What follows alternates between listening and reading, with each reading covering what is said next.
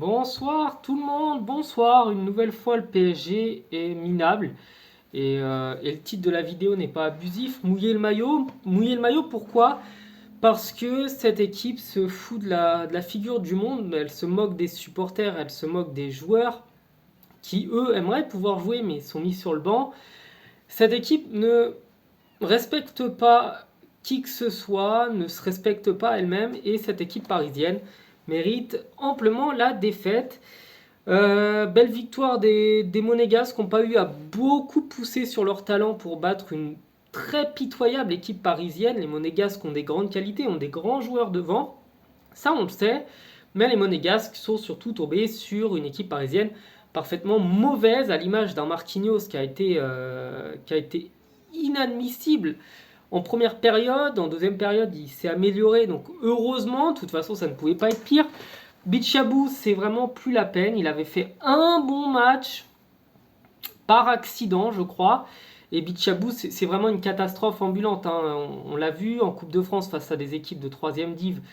Il n'y arrivait pas. Face à des équipes quasiment de Ligue 2, il n'y arrivait pas.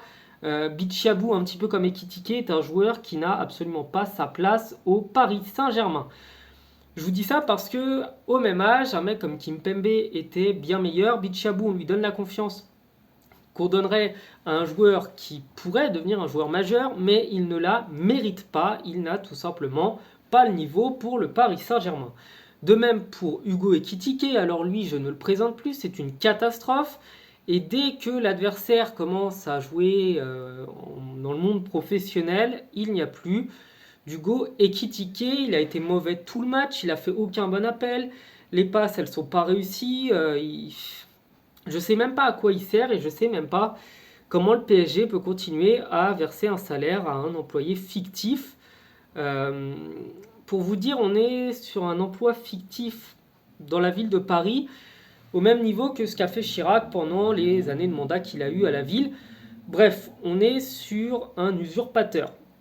Dans le même temps, Neymar ne peut pas tout faire tout seul, il a beaucoup tenté, il a perdu 25 ballons, c'est monstrueux. Et je crois qu'il a lui-même compris qu'il ne fallait pas compter sur ses coéquipiers pour faire quelque chose. Le milieu de terrain a été invisible. Et le seul bon joueur qu'il y a eu sur le terrain, allez, il y a eu Zaïre Emery qui a fait des bonnes choses, qui a marqué d'ailleurs le seul qui marque, et Donnarumma qui a fait un nombre d'arrêts incroyable. Et j'ai honte de le dire, mais si Donnarumma est le meilleur joueur de l'équipe, ça vous laisse imaginer le niveau de cette équipe.